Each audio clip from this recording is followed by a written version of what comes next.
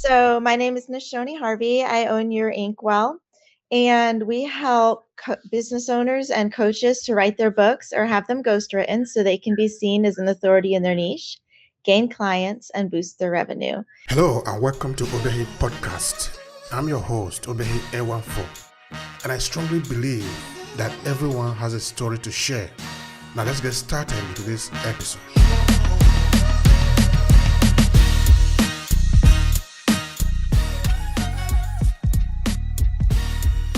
So Your Inkwell has been around since 2018, and we have ghostwritten over 40 books. They've been bestsellers.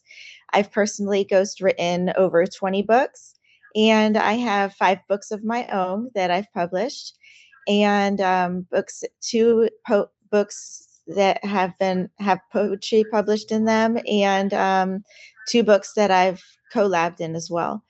And so it started out. I don't know if you want the backstory or not. Is that enough? I'm interested in the backstory. You see here it is written, everyone has a story to share. So we are interested in your story. Please go ahead and share with that. Okay. So when I was younger, it seemed like, I couldn't do anything good enough. And so my escape, I guess, was writing. I loved to write. And that's Beautiful. what I did to get away, So I always was writing books or poetry or something. And my parents loved to hear it, and I was always sharing the stories with them, and they would read it to the family. And they took it one day to somebody that my pastor knew that was an editor, and he said, you need to get these published. And so when I was a little bit older, my mom, I kept putting my books out to publishers and things like that. And they kept getting rejected. And that just added to my feeling of not being good enough. But finally, my mom suggested a publisher in North Carolina, Word of His Mouth Publishing, and they loved my book and they asked to see more. And so they've published 2 of my books so far, and the rest of my books I've gotten published through Amazon. But I wanted to help other people write their books. So that's why I've started ghostwriting. And I've also become an author coach and a business coach so that I can help other people not only write their books, but to use their books to move their business forward or to start a business on the back end. That is absolutely interesting. It appears that you are at the centerpiece of what we love to talk about here, which is about content creation. And not just content creation, but also how to make money creating content. That is very important. You need to be able to build business around what you know how to do. Of course, we get it now that you started to write as an escape, which is really a very interesting thing, in that you find your love quite early. So you'll be honing on it for a very long time. So there is nothing stopping you. You are really have become very big in it. And that is very good. Yes. That is very good. So do you want to tell me a bit about where you were born and where you grew up? We're also interested in that story. All right. Well, I was born in Ohio, and I grew up on a 200-acre horse and cattle ranch in Ohio. We lived there until I was 9. And then the next big spot of my life was in West Virginia on 106 acres. And we had animals there as well. And we were surrounded with thousands of acres of coal mining property. So we just explored the woods all the time. And so that's the majority of my life there. We just enjoyed nature and the things that went along with it. Does your writing in any way reflect that world that is around you, where there is a lot of nature, a lot of beautiful things? Of course, nature is always beautiful. Is that in any way this was sort of filter itself into what you're writing? Well, my poetry does, and some of my nonfiction books that I wrote myself, I try to incorporate my Native American roots and things like that into it.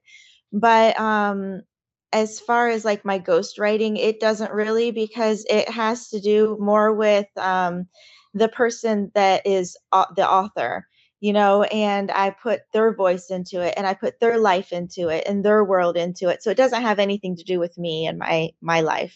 All right, that's fair enough. Now let's take some time, spend some time on ghostwriting.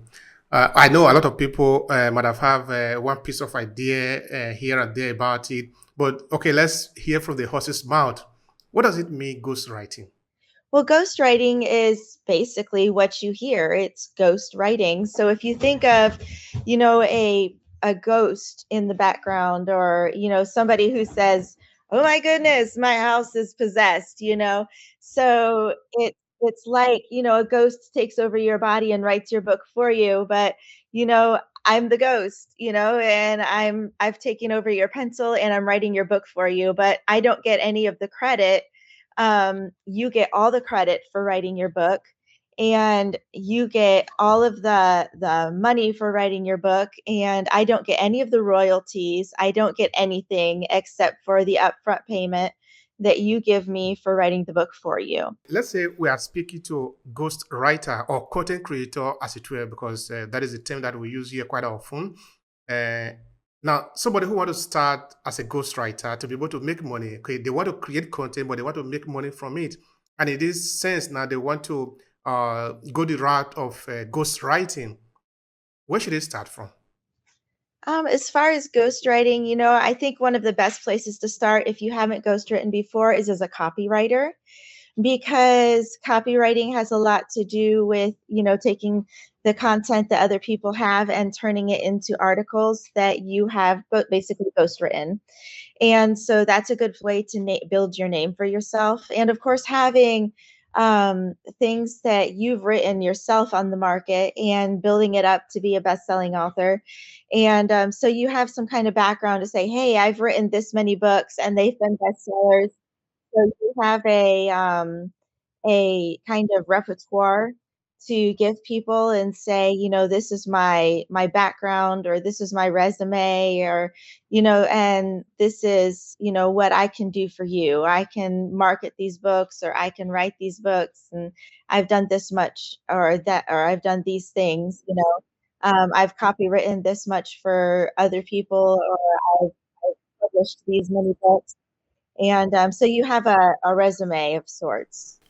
So as a ghostwriter, do you need to have maybe like a kind of a website for you to get for you to be able to get clients, or is it enough that you are just active on social media? I'm trying to understand what are some of the prerequisites that you need to have apart from being able to write so that you can get good clients. A lot of people that are ghostwriters will actually set up on Upwork and to get started, but you can't really make a whole lot on Upwork, so that's not, your end all.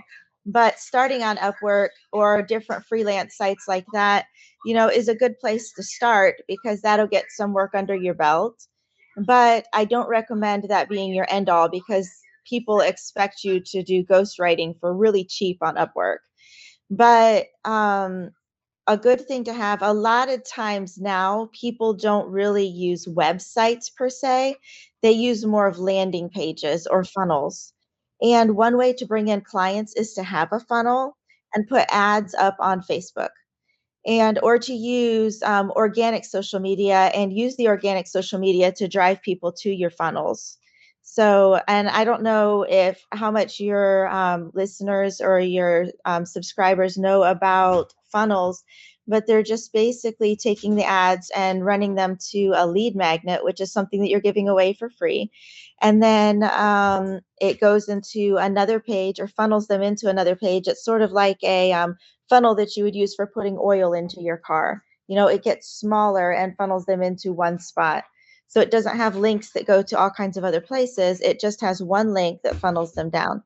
And then so it takes them from their free product, where they have to give their name and their email address. And then it takes them into where you would offer them your services as a ghostwriter. So the lead magnet, of course, would be associated with something where they would be interested in having their book ghostwritten. So you would get their information. You could follow up on that later on their email and their name if they didn't go ahead and sign up as a ghostwriter. So you could follow up on that lead. So it's a really good thing to have in order to build a clientele and a lead generation kind of thing as well. So that will build your email list and everything too. Mm-hmm. All right. Before you were saying that in Upwork, because that is where a lot of people go to get ghost writing work or freelance writing work. Okay, Upwork. And you have also Fiverr. Of course, there are thousands of them out there, no? Yes. So, but one thing I point out in what you were saying is that you can't really make a lot of money if you are maybe in Upwork or things like that. You are expected to get paid cheaply. I wanted to expand on that. Where do you expect people? What are the strategies to be able to get paid well writing? A lot of times, in order to get paid well writing, you have to do things yourself as a freelancer. So there's a lot of companies that will hire people to ghostwrite for them. And at that time, there's things that people who will pay you, maybe like my company, I ghostwrite for people. And when I have freelancers, I'll pay them $12,000 to write a 30,000 word book. So that's a lot more than what you get through Upwork. Upwork will pay you. I've found things in Upwork that pay maybe $600 or $6,000 sometimes to write a book. But in order to get the $6,000 gigs, you have to have a very high rating.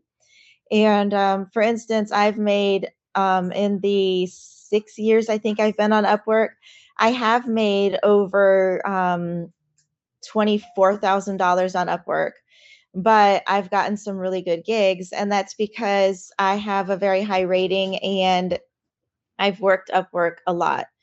Um, but I do that kind of as a side gig and more as a charity cause, because you don't usually get very good work on Upwork. I don't take anything for ghostwriting that's below $4,000. And usually those are just more a Christian or things like that. And so I'll take them on as charity causes. My dogs are destroying my house right now. They're more charity causes for me because I charge $30,000 for a 35 or a 30,000 word book that we're just writing, publishing, doing a cover, and things like that. I charge $24,000 for.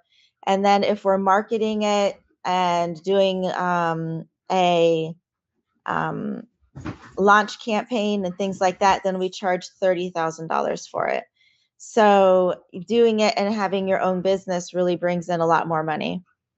All right. So someone contract you for a book project. The person pays you $30,000 to be able to write it. Correct? Correct. So how do you negotiate the price so that the person will be able to get a good return on investment on that project? Well, because we work with business owners and coaches, mostly we work with coaches, they're looking for a book that will move their business forward and bring in more clients. So they're not necessarily looking for a book that will make them rich. They're looking for something that will build their business and make them money because it's building their business. So they know that, typically a nonfiction book isn't something that's going to bring in a whole lot of money. They know that the book itself is going to be used as something that is going to move their business forward and bring in a lot of money because it's moving their business forward. It's being used as a business tool. So, and you can make a lot of money through publishing books, but you have to really know what you're doing in order to do it. You have to use a company that is pushing you forward or, marketing your books correctly. And if you don't know what you're doing on Amazon, then you're not really going to make a lot. So you have to use a company like mine or a company like some of the other companies that are out there or have training at Amazon in order to really be able to make a whole lot of money on Amazon because there's so much out there. But you have to have your keywords right. You have to have your categories right. You have to have your marketing right. And if you don't, then, making money on Amazon is very difficult. But the people that I'm working with know that going into it, that it's not the book that's going to make the money, it's using the book to market their business. And it's a very good investment for them because using that book to market their business, they can triple even 10x their income. All right, great. Now let's talk about clients. Because okay, we are in business, so we need to render our service to other businesses who need our service. Sometimes these businesses, they are not the one looking for you, you are the one looking for them. Of course, depending on the type of marketing that you did. Of course, we'll talk about marketing later on in the conversation. But for now, how do you research your client? How do you find them so that some other person listening to you and might say, okay, let me replicate the same thing in my business? Okay. So finding my clients, I usually find them on social media. I do because I'm looking for business owners and coaches, I find them on LinkedIn.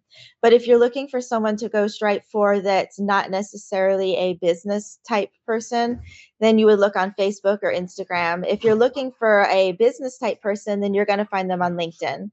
So it depends on what type of person you're looking for. If you're wanting to write nonfiction, then you would look probably mostly on LinkedIn.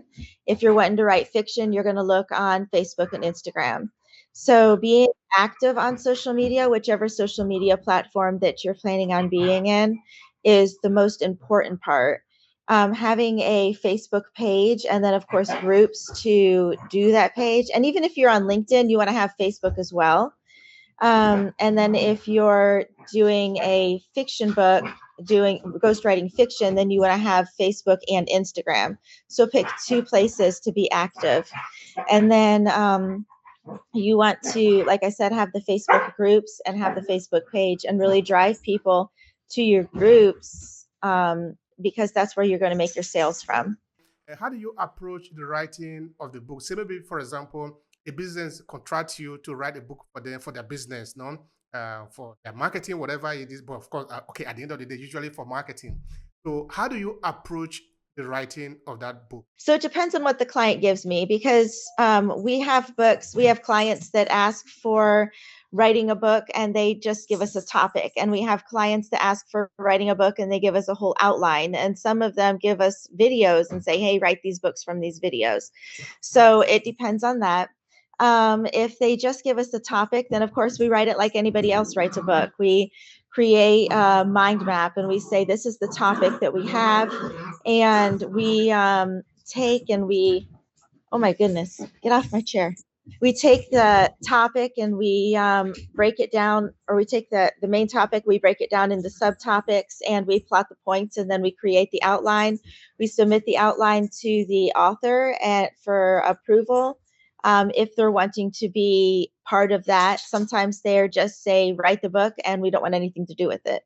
So, but if they're wanting to be part of it, we submit the outline to the author or to the publisher that we're writing for, and they give us the go ahead. And if they give us the green light, then we go on from there. If they've already given us the outline, then we can skip that step. And we then do our research and plug that into the outline. And we just start writing the book. And because the author has to be part of the book, you have to weave a life story into the book, because if it's just all information and facts, then your story is going to be boring. But you have to weave the author into the book as well. So as we're writing it, we'll notate, a story about such and such would be perfect here. A story about such and such would be perfect here. And then after we get a couple places where stories would be good, we'll contact the person who's the author of the book and we'll say, we need a couple stories and here's what we need stories on. Do you have any about clients or stories about their family or stories about themselves that fit well there? Then they can either tell It them was to frozen us. for some. It was frozen for some time. I don't know if you want to repeat it from where you find where you are going to use story. Then you send it to the client to feed you with more story about it. Sorry that it was frozen. Oh no, it's my fault. No, no, So no. It's okay. we send it to the client and we ask them, do you have stories about this from the clients, testimonials, your family, or other things, that we can plug in here. And so typically they do. And then, like I said, sometimes we have clients that don't want anything to do with the writing. They just want us to write it and not have any kind of be bothered with it at all. So in that case, we kind of make up the stories as we go, or we use stories maybe from our clients, or from our lives, or from our past, or things that we've heard in the past, or examples, illustrations, and things like that. And so that's how we build the books. Mm, thank you for that. So generally, how long would a book take you to build? Say maybe, for example, you are building a book for a coaching, for a coaching client who does is. So you get his contract, you are started today. How long does it usually take you to complete it? 3 months. So can you take me the process? Okay, now we got it that you are going to do the outline. You are going to send some of the information back and forth, so that they approve it. Then you go ahead. So which part of it usually take you more time in the process? You did 3 months. Which part of the which process in the book take you more time to create it? The actual writing is what takes the most time, and then if they need it more quickly, then we can actually put more than one ghostwriter on it. And so, because what we do is we get it all written, and it depends, like I said, upon how much content is, or how much is already provided for the book. Because if we already have, a lot of the research done for us, we can do it a lot more quickly. Some people give us a whole portfolio and say, please write it from this. And so we can do that in like 2 months. But the writing itself usually takes about 3 months if we're going from scratch. And then we take, a couple weeks to get it edited and formatted. And then we also then take the time to get it published, and which publishing doesn't take long, because we start on that, while the book is being written and formatted, because you want to start marketing it about 3 weeks before you publish it. And we do that while we're writing it and finishing it up. And then we publish it on the set date, on the launch date. And then we market it for a month after it's published. If the person chooses to do the marketing with us. All right. Thank you for that. Now, this book, usually, you see, we are spending some time on the business book because it's very important. I believe that is where you make much of the money also. Yes. So it's good that we talk about it more. And so that, of course, the audience that are listening to you, they see you here, of course, talking as an expert. So this book that we're talking about, this business book, what is the length of it? What usually is a good length for a business book, the one that you do? A good length for a nonfiction book is typically between 25,000 and 35,000 words. Why is that? Why is that the measure? What if it is a shorter one, for example? It's just the sweet spot for nonfiction books. This non-fiction book, okay, let's say business book to be specific, no? Is it different from any other type of book? Maybe somebody just wake up today and decide, oh, he's going to write a book. Is it different from the type of book that you write? Not necessarily. It is different, definitely, from fiction books and memoirs and things like that. Um, because, there's a definite difference between the genres, but it's not necessarily different from, say, a health coach's book, or a finance coach's book. But there are differences in that you would lay it out a little different. And the way you lay it out differently is that you put a lot of business books. You might put like a little area at the end of each chapter that helps you to kind of go over the points that you learned in that chapter, as in, kind of maybe a recap, or, these were the main points of the chapter, or, and depending on, what book you're doing, if it's a book for business owners and you're trying to teach them something through it because you're a business coach, you might even have some questions for them to kind of recap and kind of help them to do some brainstorming, or whatever you're teaching in the book, if you're teaching something, or if it's a business book where you're helping clients to learn something, or helping clients to learn about your business. You might just have the points at the end that say, these were the main points of the book, and things like that. So it just depends on what kind of book it is and what you're trying to really drive home in the book. All right. Thank you for that. Um, Now, when you were talking before, you made mention of story, listen story into the book that you are writing, and I found that to be really interesting. So, how do you do that, and what is the role of story in book writing? Storytelling is vital, and it's always been all through the ages, you know. I mean, even Jesus, you know, in his lifetime, he did all of his teaching through parables, which is stories. And all of the great storytellers, all of the great orators, they all told stories. And that's how they got people encapsulated, you know, when they were telling people, giving speeches and things like that. They just really drew people in by telling those stories. And that's how the great book writers, you know, no matter who it is, no matter what book writer it is, if they're known, it's because they tell stories in their books, and that's how they draw people in. And it doesn't matter if you're a great book writer and you bring people into your book, you draw them in by telling a story. The articles and things like that you write, blogs, if you want to start them with an illustration, you want to start them with a story or statistics, something to draw people in, because if you don't have story in your writing, you're going to completely lose your audience. All right, now let's talk about something, another thing that is also critically important, which is the marketing. How do you approach marketing, the marketing of your book? Help us to understand that. Okay. The biggest part of marketing your book is the launch. And so you want to make sure that that launch is done correctly. And the biggest part of the launch is, if you're putting your book on Amazon, which most people do nowadays, you want to make sure that you have a launch team surrounding you. And the launch team is basically friends or family, which you can't have close family members doing the launch team because Amazon really frowns on that. And the reason is because your launch team is going to be leaving reviews. And if Amazon finds that there's close family leaving reviews, then they will strike those reviews from your review page. So you want friends and distant family and acquaintances on your launch team. And so what you're going to do is, before the book is published, you send them a PDF of the book and you have them read it so that they can leave a review after the book is published. And you do what's called a ghost launch, which means you publish the book before the actual launch and you only tell the people that are on your launch team.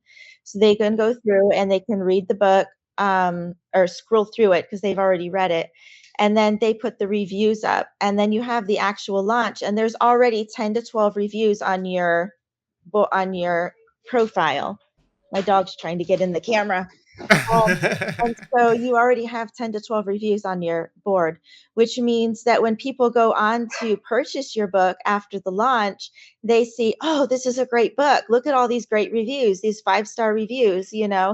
And so they're more likely to purchase the book, and Amazon will push your book out for you because you already have all these reviews and you already have all these people that have bought the book. So because they see the book is important. And so that's one of the best things to do when you're marketing the book, is to have that launch team. And then something else for marketing the book is to really push it out on social media, push it out to your email list. An email list is vital, and you should have that email list long before you ever launch that book. So marketing starts long before you ever have your book even written. And you can get that email list through a blog, you can get it through having a newsletter, you can get it through through several ways. There's lots of ways to get an email list, a lead magnet that you have in a funnel. You can give away things in your groups, because you can, when people opt into a group, or sign up for a group or whatever, you can request their emails in order for them to join the group. You can get an email list that way as well. So there's lots of ways to get an email list, and then you can send people your Amazon link to your book and say, hey, I'm selling this book. This is what it's about. And they can purchase your book from the email list as well. So, and then marketing your book before it comes out, becomes available, to tell them, hey, I'm so excited. This book is going to be coming out and launching on such and such a date. And this is what it's going to be about. And this is some of the things that's in it. And, just marketing it for a couple of weeks before it comes out and just whetting people's appetites. And then telling them, it's launching today. Come get your book. And or the ebook is only 99 cents, come get your ebook, but it's only going to be 99 cents for 3 days, so make sure you jump on it, because then it's going up to $7.99 or $2.99 or whatever you're putting it up to, so people just really jump on that, and you're able to sell more, because it's a limited time offer, and there's a time limit to it, and you've been whetting their appetite for how long, so that really works for marketing as well. And then there's so many other things that you can do, but we don't have time to get into that on this. So say maybe, for example, you are talking to beginners author who are just starting to publish their books. Are there some mistake that you see maybe they make that you would like to correct them about? all right. So if somebody is starting to publish their book, a big mistake that I see is that they don't put enough keywords into their Amazon description. So the Amazon description on Amazon, or the description on Amazon, is similar to the SEO that you see on Google, or the SEO that you see, in your, not only on your website, but also in your blogs and on articles. You've got to have those keywords in there, because it's not Google, it's not the spiders that crawl Amazon, but it's more the Amazon algorithm itself. And so when people search for books, and when they search for different things on Amazon, they're looking it the Amazon algorithm, it looks for those keywords in your description as much as it looks for the keywords in the title. So if someone searches for something in particular and you don't have all those extra keywords in your description, which you don't want to do the fluff, you don't want to overload it with keywords. But if you don't have the keywords in your description, your book is less likely to come up. So you want to make sure that you're allowed to they allow you 7 keywords when you publish it. And you want to make sure that you have the optimal keywords in there. And then there's a thing called Publisher Rocket. It's not very expensive. I think when I got it, it was $97. It may have gone up since then, and it's a lifetime thing. It's not a subscription that you have to pay for monthly, and it is very worth it if you're going to be publishing very many books. But it helps you to pick the optimal keywords and the optimal categories to put your book in. And then, so getting those keywords in there, but using more keywords than that, even for your book, using those 7 keywords and other keywords in your description is very important. One other problem that I see authors not doing is you can only pick 2 categories when you're publishing your book, but you can upload your book into 10 different categories for both your print and your Kindle after you publish it. All you have to do is email Amazon through the help thing, the help portal, and tell them, I want my book put into these 10 different categories. And then you will have it in 10 different categories for Kindle and for print. And that is very important, because then you have more of a chance of getting on the bestsellers list for each of those categories. That's interesting. That's really interesting. I believe that those that are listening to us, they're getting that pin code, they're getting those points. Thank you for the sharing. You're welcome. Now, how can people find you online? Maybe they want to do business with you. So tell them, share with them how they can reach you. That is important. I can be found on yourinkwell.com. It's just yourinkwell.com. And then on Facebook, I'm Your Inkwell. And then on, Instagram, I'm also Your Inkwell. So we're in lots of places. I'm also on LinkedIn as Ghostwrite My Book. And then you can find me, my email is Nishoni, which is NISHONI @yourinkwell.com. What will be your last take? It can be maybe an advice or a recommendation, or what you wanted to say I didn't ask you. Please go ahead and do that to conclude it. My company only does nonfiction books, but if you need a fiction book written, I suggest going to Gift and Author for Christine Skiff. She does a wonderful job with fiction books. And you can find her at Christine at giftandauthor.com. And that's Kristine at giftandauthor.com. She does fiction. I only do nonfiction. All right. Thank you so much. So that is your final take, right? Yeah, I just wanted to put that out there because I don't do nonfiction. I mean, I don't do fiction. I only do nonfiction. So I wanted to make sure that people had. Oh, I'm frozen again. I wanted to make sure that people had a place to go if they wanted fiction books written compared to nonfiction. All right. Thank you so much. I really appreciate that. It has been a healthy conversation. And I believe that the points here are valid for people that are listening to us. So thank you so much. I really appreciate your time. You're welcome. If you enjoy this podcast, make sure you subscribe so you never miss any of our future episodes. Rate and review Obehi Podcast and share with your friends who might need it. I remain Obehi Ewafo. Thank you so much for listening and talk to you in the next episode.